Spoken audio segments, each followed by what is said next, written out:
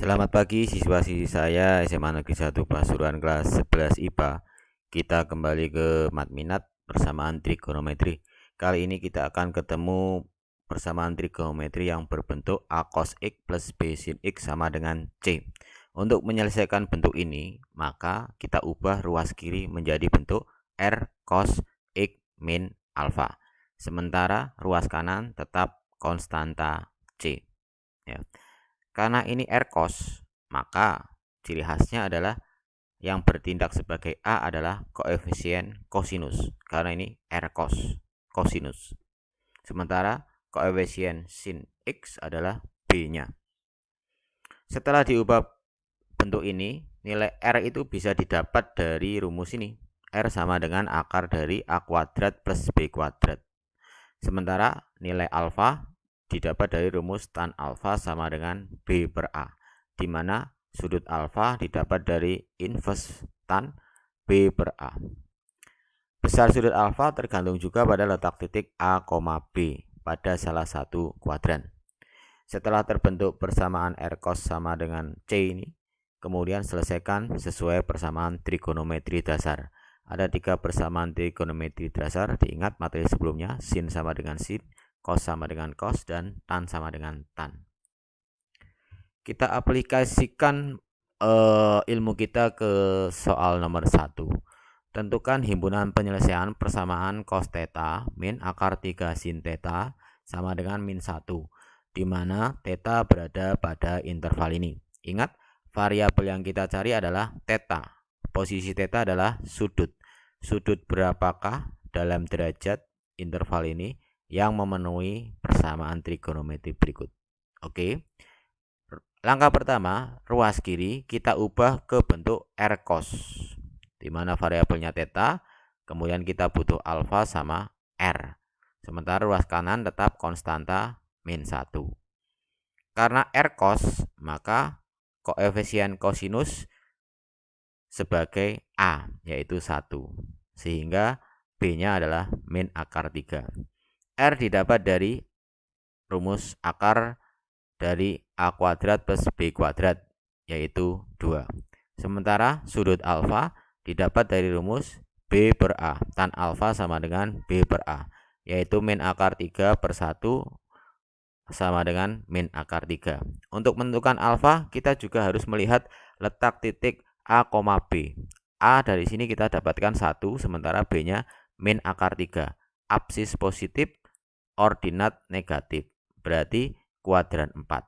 Jadi alfanya yang punya nilai tan min akar 3, sementara posisinya di kuadran 4 adalah min 60.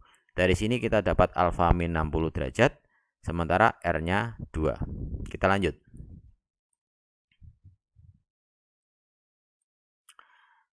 Setelah itu kita ubah ruas kiri menjadi R cos. 2 cos theta min 60. Alfanya min 60, R-nya 2, ruas kanan tetap min 1. Kedua ruas kita bagi 2, didapat ruas kiri cos theta plus 60 derajat, sementara ruas kanan menghasilkan min setengah. Gunakan inverse fungsi kosinus untuk mendapatkan alfa 120 ini, 120 derajat. Didapatlah persamaan trigonometri dasar bentuk 2, yaitu cos sama dengan cos. Sesuai ilmu kita terdahulu, maka cara menyelesaikannya ada 2 langkah. Saya beri nama I1 sama I2. Kopas sudut yang ruas kiri di ruas kiri, sementara yang ruas kanan adalah kita ambil dari sini 120. Yang langkah pertama adalah 120 derajat, yang langkah kedua adalah min 120 derajat, karena cos sama dengan cos. Kemudian kelipatannya adalah 360 derajat. Kita sederhanakan, yang langkah pertama didapat theta sama dengan 60 derajat plus K kali 360 derajat. Yang kedua theta sama dengan min 180 derajat plus K kali 360 derajat. Masing-masing langkah ini kita selesaikan. Didapatlah nilai theta 60 derajat saat K-nya itu 0, sementara K yang lain tidak memenuhi tetanya. Untuk yang langkah kedua, hanya theta 180 derajat saat K-nya 1. Untuk K yang lain, tetanya tidak memenuhi sesuai interval itu. Sehingga hanya 60 derajat dan 180 derajat yang memenuhi soal tersebut. Hal ini bisa kita cek dengan scientific calculator, di mana scientific calculatornya kita harus modekan deg atau degree untuk mengecek ini ya. Jadi tetanya 60 derajat, masukkan ke theta pengganti variabel. Cos 60 derajat min akar 3 sin 60 derajat akan menghasilkan min 1. Benar. Sementara kalau tetanya variabelnya kita ganti 180, menggantikan theta yang ada di sini, cos 180 derajat min akar 3 sin 180 derajat, hasilnya juga min 1. Jadi langkah kita sudah benar. Lanjut kita ke soal yang kedua. Tentukan himpunan penyelesaian persamaan trigonometri min sin x plus cos x sama dengan 1 untuk interval x-nya min 2pi sampai 2pi. Nah, dalam radian, hati-hati interval ini agak sedikit berbeda, di mana sudut negatif dalam radian ini diperbolehkan. Biasanya 0 di sini ya. Oke, karena kita akan mengubah ruas kiri ke bentuk r cos, maka koefisien kosinus bertindak sebagai A, yaitu 1. Oleh karena itu kita taruh depan kosinusnya, sementara sinusnya kita taruh belakang. Sehingga B-nya adalah min 1. Nah, dari sini kita dapat mencari R menggunakan rumus ini. Akar dari A kuadrat plus B kuadrat didapatlah R akar 2. Sementara alfa kita cari menggunakan rumus tan alfa sama dengan B per A, di mana B-nya min 1, A-nya 1. Didapat tan alfa adalah min 1. Jangan buru-buru mencari alfa, karena besarnya alfa tergantung juga pada titik A, B. A adalah 1, B-nya min 1.